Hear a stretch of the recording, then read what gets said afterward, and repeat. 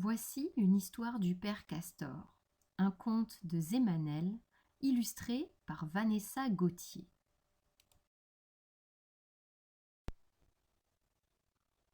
Un jour, à force de patauger dans l'eau glacée, l'ours brun s'est enrhumé. De retour dans sa grotte, il se met à éternuer. Atchoum!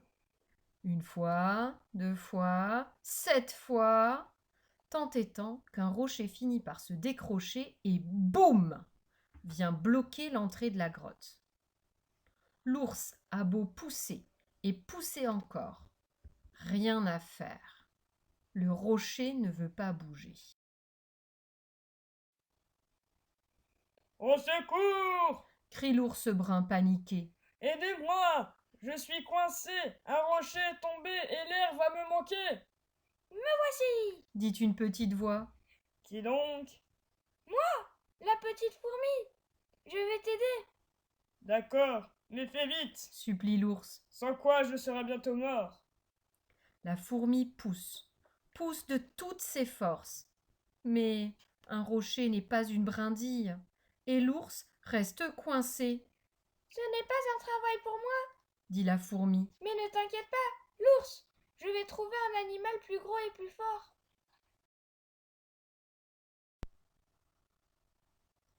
Aussitôt, la fourmi grimpe sur une branche et appelle à l'aide. Vite, l'ours est coincé, un rocher est tombé et l'air va lui manquer. Pas de panique, me voici! Clame le blaireau. Laisse-moi régler cette affaire. Le blaireau tire, tire et grimace d'effort. De son côté, l'ours pousse, pousse, mais rien à faire. Le rocher ne veut pas bouger, Il nous faudrait quelqu'un d'autre. bougonne le blaireau. Tout seul, je ne suis pas assez fort.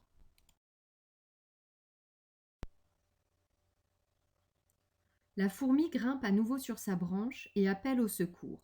Vite, l'ours est coincé, un rocher est tombé et l'air va lui manquer. Rassurez-vous, je suis là, dit une grosse voix. Et à pas de velours, le loup rejoint le blaireau. À deux, cela ne devrait poser aucune difficulté, dit-il. Blaireau et loup poussent de toutes leurs pattes. De son côté, l'ours tire de toutes ses forces, mais rien à faire. Le rocher ne bouge pas d'un millimètre. Il nous faudrait encore quelqu'un d'autre. À nous deux, nous ne sommes pas assez forts, avoue le loup.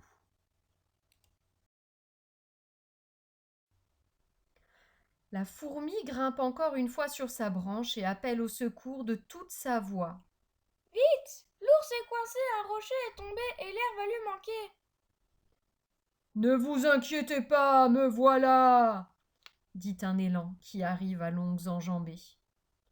Vous allez voir, à trois, le rocher ne devrait pas résister. Blaireau, loup et élan s'essoufflent à pousser. De son côté, l'ours s'épuise à tirer, mais rien à faire. Le rocher ne veut toujours pas bouger. Nous ne sommes pas assez forts, constate l'élan. Il nous faudrait être 4 pour venir à bout de ce rocher.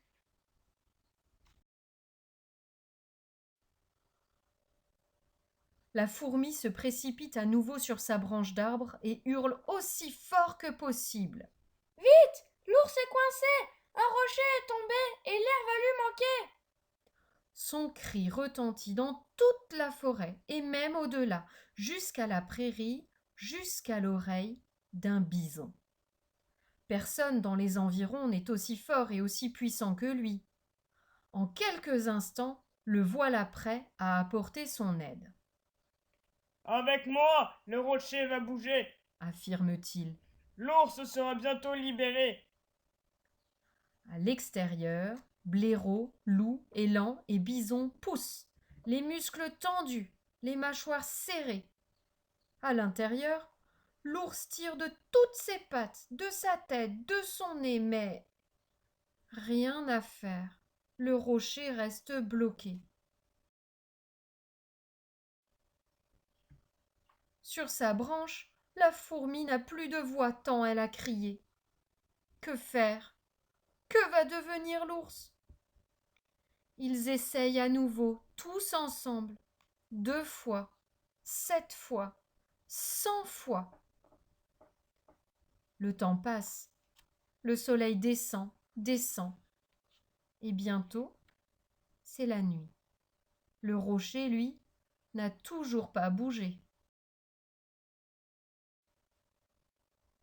Blaireau, loup, élan et bison, épuisés, se sont endormis.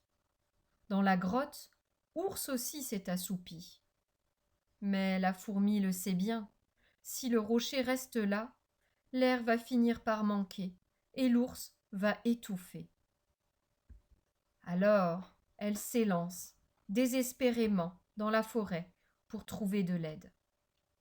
Elle y passe des heures. Elle y passe la nuit.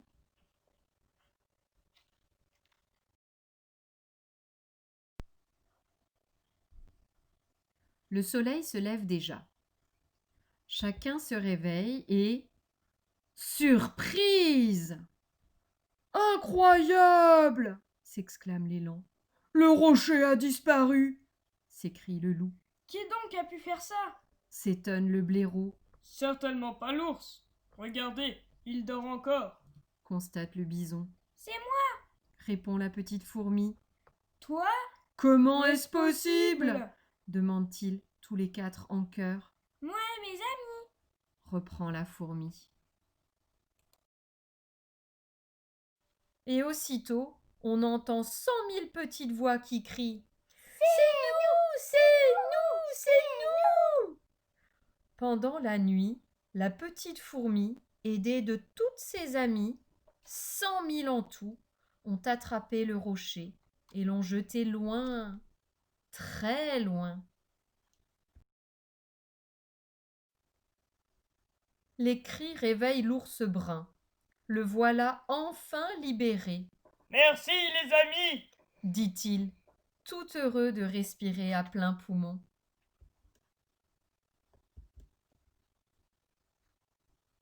Décidément, ce travail n'était pas pour le blaireau, ni pour le loup, ni pour l'élan, ni même pour le bison.